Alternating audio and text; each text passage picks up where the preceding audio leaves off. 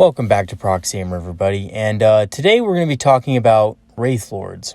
And Wraithlords have always been a unit that I've really liked personally since the beginning. I remember back in the day picking up 2 boxes of these when they first came out in their plastic kit, and I thought they were so cool. I mean, I always used to run them. I used to run them with Bright Lances and the sword. I thought they were like the most cool unit in the whole game.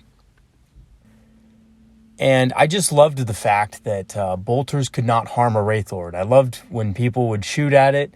And then, I don't know if some of you know this, but back in the day, if somebody declared to shoot at something, then they rolled all their heavy weapons and stuff first, and then they started shooting their other things, and they would realize that Wraithlords are toughness 8, and they couldn't wound them back in the day. So, because back in the day, if something was double your toughness, you couldn't typically wound it. Not always, that wasn't always the case, but there were some cases where you couldn't do that. It was a weird chart. Things were weird back then, let's just say that. So, how are Wraithlords today, though? And they've gone through some changes over time. I think there was a time where they were really weak, personally, but I think they're in a pretty good place right now, actually. I think they're in the perfect place. So let's go ahead and discuss how effective Wraithlords are now. So let's just do a general overview of the Wraithlord. So our resident badass has toughness 8, which is great. 3+ save, which is an average save, and 9 wounds. Now, the 9 wounds is a little bit better than it looks because of the special rule that it has called Wraithbone form.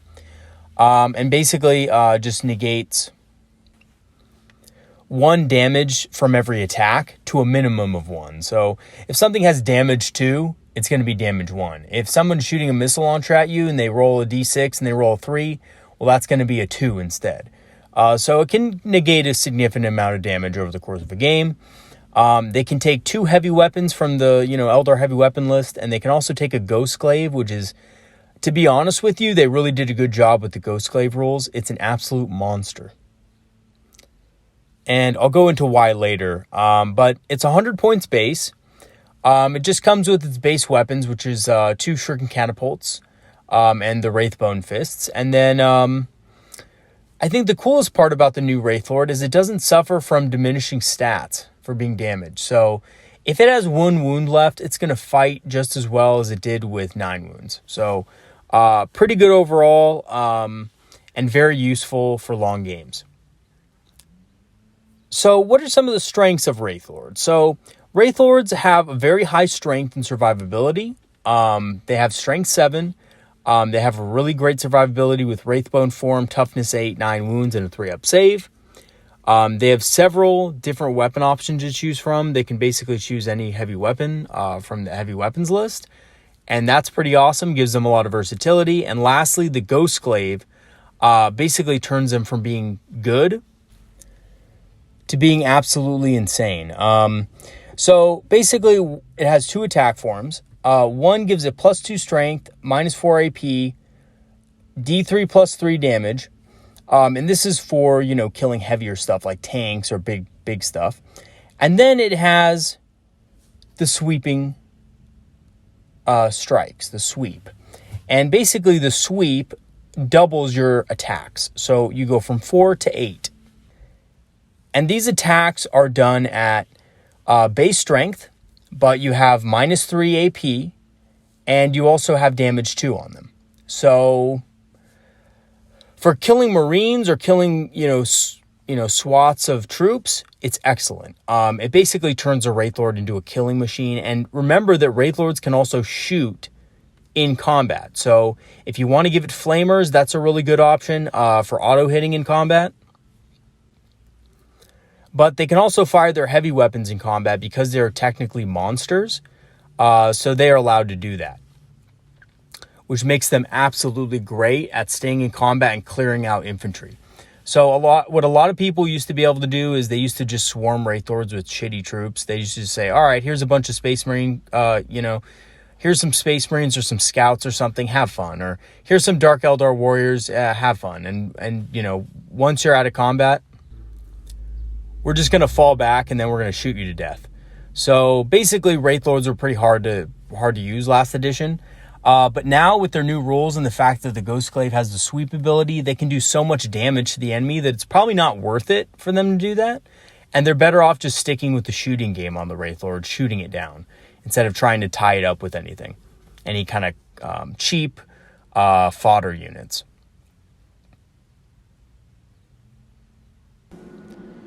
So even though the Wraithlord has a lot of good strengths, it does have some weaknesses. For example, the Wraithlord has no access to invulnerable saves, which it's kind of unfortunate. I would have thought that the Wraithlord would have gotten some form of invulnerable save, but no dice on that one. They can get pretty expensive if you give them all the weapon options, and they're also fairly slow, and now they take up an elite's choice rather than a heavy support. And the reason this is a big deal now is because in the past, heavy support was highly contested, but in this codex, it's really not as contested, to be honest with you. If you're running a craft rolled list or a Wraith list, there's going to be basically no heavy support options that you're going to kind of take. So, or very few, I should say. And the Wraithlord would fit nicely into that. And now the Wraithlord is going to compete with elite choices like Wraith Blades. If you're going for Wraiths or, Dire Avengers, even if, you're going for a more balanced list, it's going to be competing with Dire Avengers, Striking Scorpions. It's going to be competing with a lot of powerful elite options. So this is going to be a little bit tough to fit a Wraithlord in, and that's why you're probably only going to be able to fit one into your list or two max. And of course, that's for more balanced lists. Obviously, if you're running a Wraith-centric list, you could probably run a little bit more. But what are the best ways to use Wraithlords? Because they seem like interesting models. They're not obviously good. It's just looking at their stats and stuff. You don't just jump to them like, oh my god, this is OP. So how do we use Wraithlords in the best way? Because also, keep in mind, they haven't really entered the tournament scene yet. So what that tells me is that, they're not quite to the level of OP that a lot of, Harlequin and other Eldar units are, but they can definitely be used in some unique ways. And I actually think they're very powerful pieces on the board. They definitely have a lot of presence. You just need to know how to use them and where to place them on the battlefield. Because with Wraithlords, placement is key, and also army composition is very key to their success. So some of the best ways to use Wraithlords, in my opinion, are using them to cover your army's weaknesses. So for example, if you have vulnerable backline units that are really vulnerable to like assault or things like that, a great way to use Wraithlords is actually to just use them to protect those units while also laying down some long-range firepower and maybe even defending an objective. Remember, objectives are going to be, basically where the enemy is going to go. So if you place a Wraithlord near one, basically the enemy is going to have a much tougher time securing that objective. Yes, they can maybe take it from you because it's only one model, but if it's supported with other units, that's going to be really hard for an enemy to take out. So using them to defend objectives, using them to lay down, long-range firepower, and also to cover your army's general weaknesses are, in my opinion, the best way to use Wraithlords. And Wraithlords actually have a lot of cool synergies as well. So Wraithlords both work very well with both the Visarch and Yvraine. Now, both of these characters have abilities that allow you to resurrect friendly Eldar models. This includes Wraithlords. So if they're within 6, on a roll of a 4+, they'll regain 1 wound. And as far as I know, and this may be wrong, there may be an errata on this, I don't know yet, but you can actually use this to resurrect a Wraithlord as many times as you roll 4+. So let's say you have the Visarch and Yvraine within 6 inches of a couple Wraithlords. Well, you can actually roll 4+ on those every single turn, every time they die. So let's say one's destroyed, roll a 4+. Okay, well, I got it. That's 1 wound left. Oh, happened again. I can do it again, and so forth. And because you have both models, you can do it multiple times. And there's even a few stratagems and things like that that actually allow you to regain wounds over the battle. So, you know, honestly, it's very possible for you to, you know, start a turn with the Wraithlord at 1 wound left and end the turn with it like, you know, 5 or 6 wounds. So that's a really good synergy as far as that goes. I can't remember what they're called, but they're the new Eldar faction, basically, that follows Yenid, the god of the dead, with your Vrain and the Vizark and things like that. They also work well with Wraith Blades and Wraith Guard in general, and not just because they're Wraith units, but because of the fact that both units have a lot of struggles dealing with hordes of enemy infantry. You typically want the Ghost Axe version, and that version is going to have an invul save, but it's also going to be bad at, you know, clearing out chaff. Wraithlords are very good at this. They have flamers, they have the Ghost Glaive, shuriken catapults, heavy weapons that they can fire in combat. So all of these things help clear out a lot of models very quickly in close combat. So, you know, your latest Tyranid Codex, if you're being swarmed with a bunch of Hormagaunts or whatever, you'll be able to clear those out fairly quickly and be able to get back to business as usual, targeting the big stuff that actually matters and not just worrying about the little tiny bugs.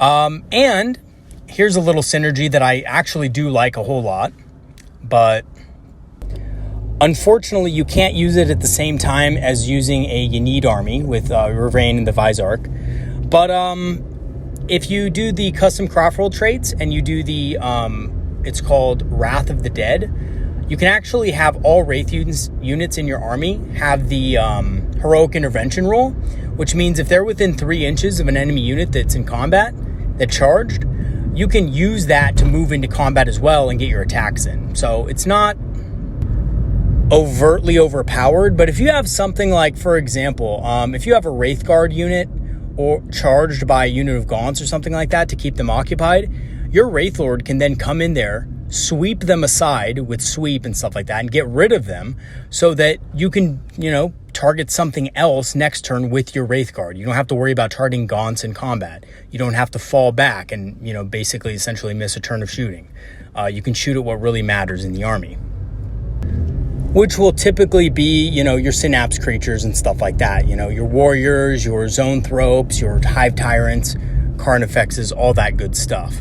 Especially with the new Tyranid Codex. The new Tyranid Codex looks pretty powerful as far as I've, you know, my early readings of it. So, you know, I'm not a Tyranid player, but it does look like it could be pretty strong. Now, a couple tips for keeping your Wraithlords alive, because they are more fragile than you think. They do die to really heavy fire. Because they're definitely not like they used to be in terms of just raw survivability, just being able to just make cover saves against everything. You know, many of you don't know this, but back in the day, Wraithlords could benefit from certain terrain if they were 50% obscured. So if you had them like hidden behind a ruin, they could shoot out and get a 4+ cover save against basically anything. And that wasn't necessarily true on the other end.